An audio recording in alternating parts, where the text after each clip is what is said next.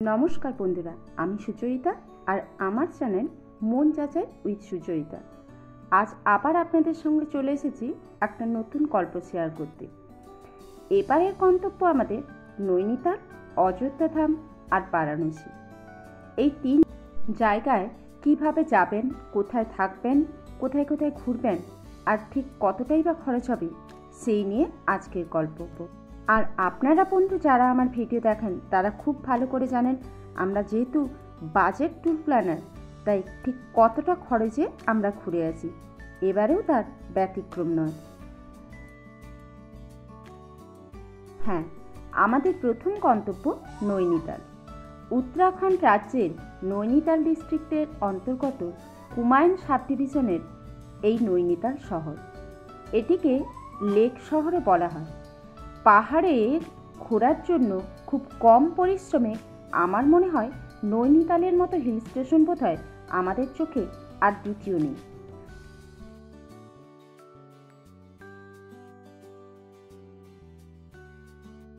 নৈনি কথাটি নেয় না অর্থাৎ চোখ থেকে এসেছে, আর তাল কথার অর্থ লেক।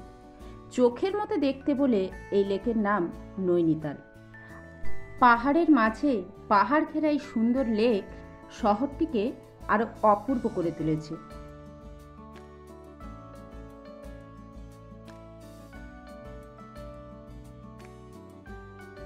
এবার বলি নৈনিতাল কিভাবে যাবেন। নৈনিতাল যেতে হলে তার নিয়ারেস্ট রেল স্টেশন হচ্ছে কাঠগোদাম। পাহাড় ঘেরা একটি সুন্দর স্টেশন। হাওড়া স্টেশন থেকে কাঠগোদাম যাবার জন্য একটি ট্রেন রয়েছে। হাওড়া থেকে রাত্রি 9:50 ছাড়ে এবং 35 ঘন্টা 30 মিনিট পর সকাল 9:15-তে কাঠগোদাম স্টেশনে পৌঁছায়। এছাড়াও আরও একটি ট্রেন রয়েছে হাওড়া থেকে লালকুয়া পর্যন্ত। প্রতি শুক্রবার এই ট্রেনটি যায়।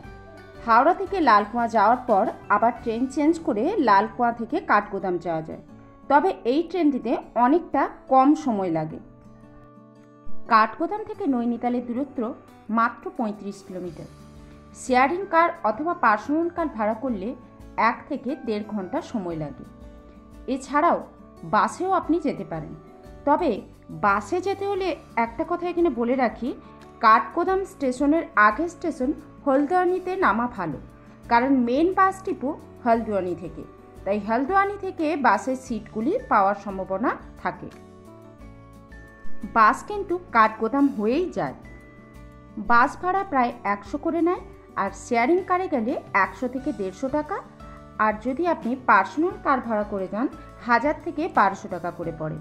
আমরা যেহেতু 9 জন ছিলাম গ্রুপে, তাই আমরা ট্রাভেরাতেই গেছিলাম। আমাদের ভাড়া পড়েছিল 1000 টাকা। রোড কন্ডিশন খুব ভালো।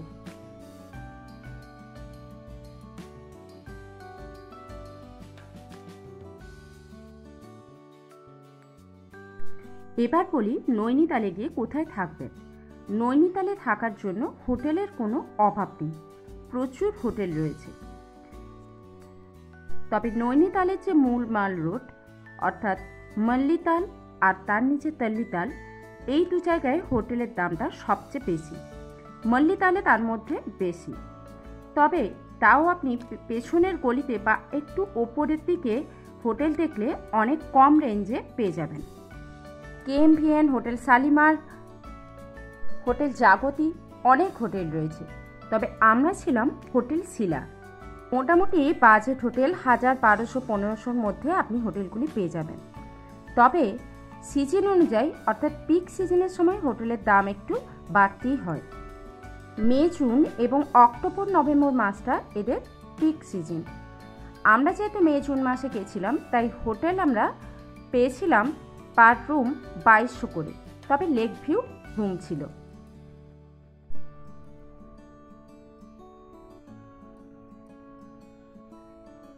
হোটেলের গায়ে যে রোডটা দেখছেন, এটাই নৈনিতালের মূল মেন রোড।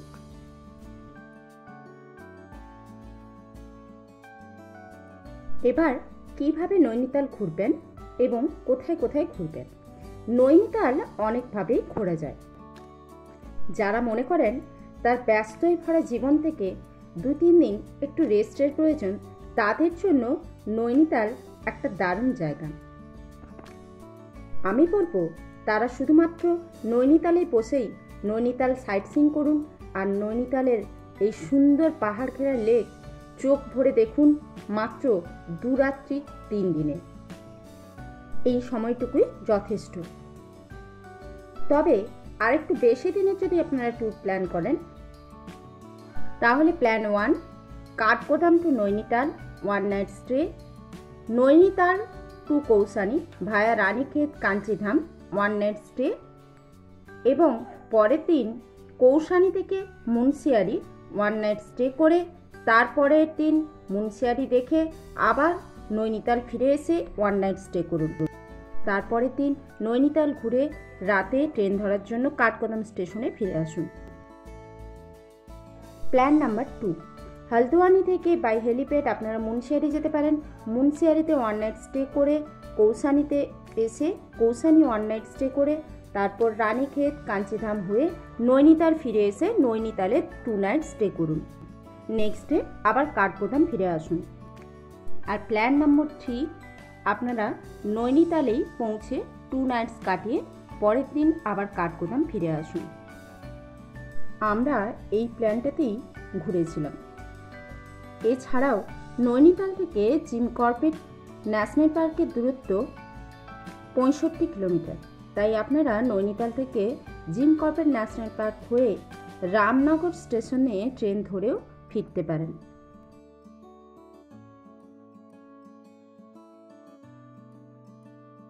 ডে 1, বিকেলেই ফ্রেশ হয়ে বেরিয়ে আপনারা প্রথমেই দেখে নিতে পারেন ম্যাল রোড ধরে হাঁটতে হাঁটতে লেক ভিউ দেখতে দেখতে পৌঁছে যান নয়না দেবী মন্দির। এখানকার মানুষের এই মন্দিরের প্রতি অটুট বিশ্বাস। প্রতি বছর সেপ্টেম্বর মাসে এই নয়না দেবীকে উৎসর্গ করে এখানে মেলা অনুষ্ঠান অনুষ্ঠিত হয়। এই মন্দিরে ঢুকে আরও একটি বাড়তি পাওনা থাকে, সেটা হচ্ছে সারা নৈনিতাল ঘোরার পরও এখান থেকে নৈনিতালের যে ওই ভিউ আপনারা আর অন্য কোথাও পাবেন না। লেক ভিউ দেখতে দেখতে আর অন্যদের বোটিং করা দেখতে দেখতে এরপরেই পৌঁছে যান বোটিং স্টেশনে। লেকের চারিদিকে অনেক বোটিং স্টেশন রয়েছে। প্রতিটি বোটিং স্টেশনের রেট প্রায় সমান।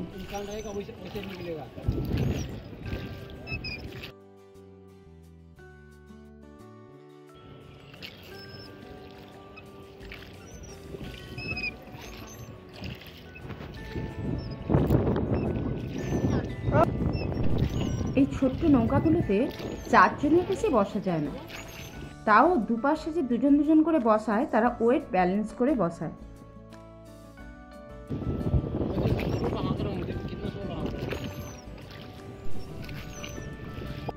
নৌকা প্রতি রেট দেয় ওরা প্রায় 400 টাকা করে।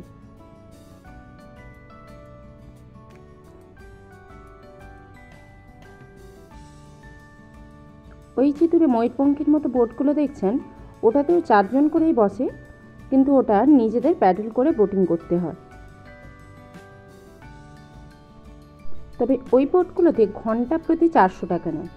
ওই 1 ঘন্টার মধ্যে আপনার ইচ্ছে খুশি আপনি যতটা বোটিং করতে পারেন। আর এই ছিল আমাদের সঙ্গে যাওয়া 2 ভীতু পরী।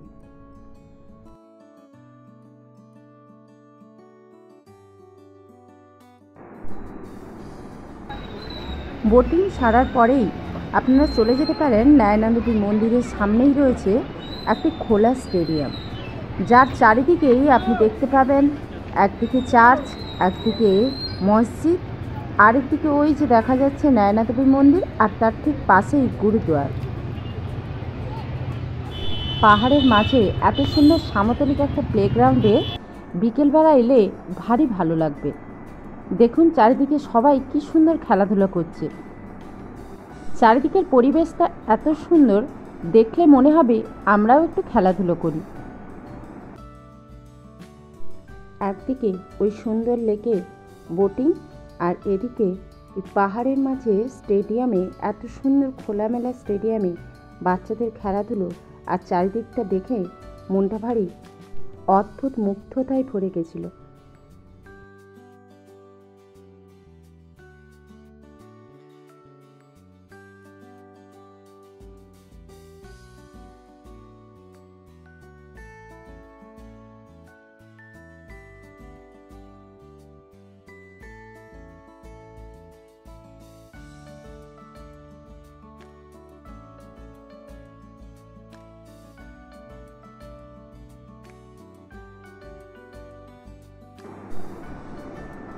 আর ওই যে দেখুন মাঠের এক পাশে এইভাবে রাইডিং অ্যাক্টিভিটি রয়েছে।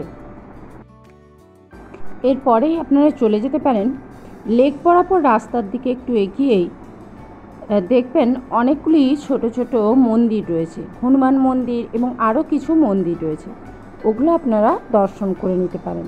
তারপরেই ঢুকে যান এই ভুটিয়া মার্কেটে। আর পুরো মাল রোড জুড়ে বিকেল থেকেই মার্কেটের অসম্ভব পসার বসে যায়। এই মার্কেটে কেনার জন্য প্রচুর জিনিসপত্র থাকে, জুতো থেকে শুরু করে জামা কাপড়। হ্যাঁ, এখানটায় ক্যান্ডেল বাজার খুব বিখ্যাত। ক্যান্ডেল সাজানো দোকানগুলো দেখলে মনে হবে প্রতিটা ক্যান্ডেল দোকান থেকে নিয়ে পালাই। অসম্ভব রকমের বিভিন্ন সুন্দর সুন্দর ক্যান্ডেল। এরপর নৈনিতালের সন্ধেবেলা লোকাল ফুড এনজয় করতে পারেন। প্রচুর ধরনের খাবারের দোকান থাকে। এছাড়া ভুটিয়া মার্কেট থেকে শুরু করে ম্যাল রোড ধরে প্রচুর দোকানের সম্ভার দেখতে দেখতে আর সঙ্গে লেক বরাবর রাস্তাতে এই সুন্দরী নৈনিতালের মনোমুগ্ধকর দৃশ্য দেখতেই পৌঁছে যান হোটেলে।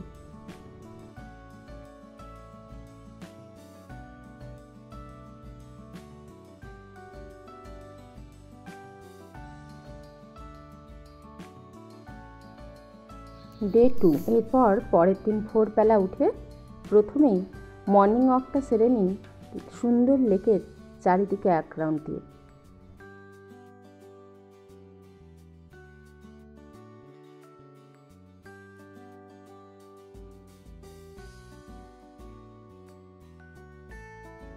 সকাল সকাল ঘুমকে টাটা করে উঠে পড়বেন, তা নাহলে নৈনিতালের এই সুন্দর শান্ত সকালটাকে অবশ্যই মিস করবেন।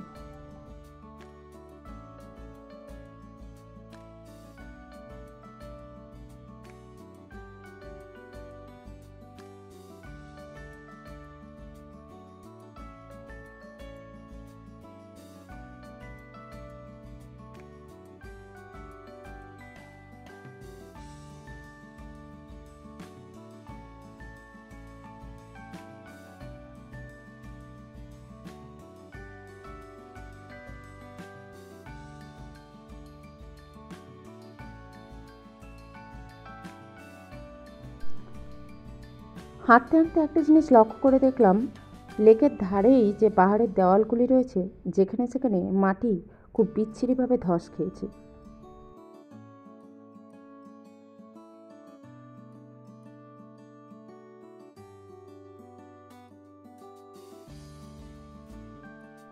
এবার ব্রেকফাস্ট সেরে আপনারা বেরিয়ে পড়তে পারেন রোপওয়ের উদ্দেশ্যে। 5 মিনিট হাঁটলেই আপনারা রোপওয়ে স্টেশন পেয়ে যাবেন। রোপওয়েতে 5 মিনিট সময় লাগে। আর ওপরে যে পয়েন্টগুলি আছে ক্যামেলস ব্যাক পাহাড়, Tiffin Top, Sherwood College, Saint Joseph College, Naina Lake, Snow View Point, Dinosaur Park, Lake View. তবে এই পয়েন্টগুলি আপনারা কার ভাড়া করেও যেতে পারেন। ওই সেম ভাড়াতে আপনারা আদার্স পয়েন্টগুলোও দেখে নিতে পারেন। সেগুলো হলো Raj Bhavan, Echo Cave, Lover's Point, zoo, Snow View Point, Himalayan Botanical Garden, Naina Peak. এইসব এই স্পটগুলি প্রত্যেকটি আপনার নৈনিতাল থেকে 10-12 কিলোমিটারের মধ্যে রয়েছে, তাই বেশি টাইম আপনাদের ঘোরার জন্য লাগবে না। এবং সঙ্গে রাস্তায় আপনারা দেখবেন পাহাড়ের ওই সুন্দর নেচার ভিউ, যার জন্যেই বোধহয় আমরা বারবার ছুটে যাই পাহাড়ের কোলে। সাইট সিন করে আপনারা 2-3টের মধ্যেই ফিরে আসতে পারবেন।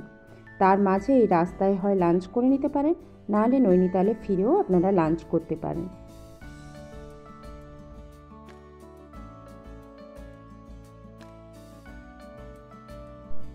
তারপর একটু রেস্ট নিয়েই বেরিয়ে পড়ুন সন্ধ্যের নৈনিতালকে আবারও দেখার জন্য। বোটিং করুন, মার্কেটে ঘুরুন, কেনাকাটা করুন, লোকাল ফুড এনজয় করুন, এইভাবে সন্ধ্যেটা কাটিয়ে দিন।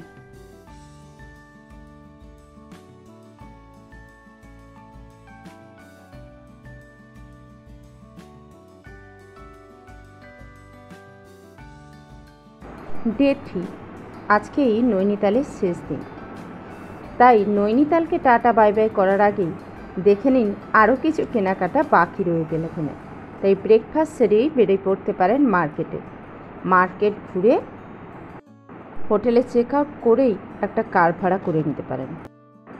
যেহেতু কাঠগোদাম স্টেশনে রাতের ট্রেন রয়েছে, তাই কার ভাড়া করে সারাদিন ভীমতাল, সাততাল, নাকুচিতাল, হনুমানগাড়ি এবং কাঞ্চিধাম মন্দির দেখে নিয়ে তারপরে কাঠগোদাম স্টেশনে ফিরতে পারেন। তাহলে আজকের গল্প এখানেই শেষ করলাম।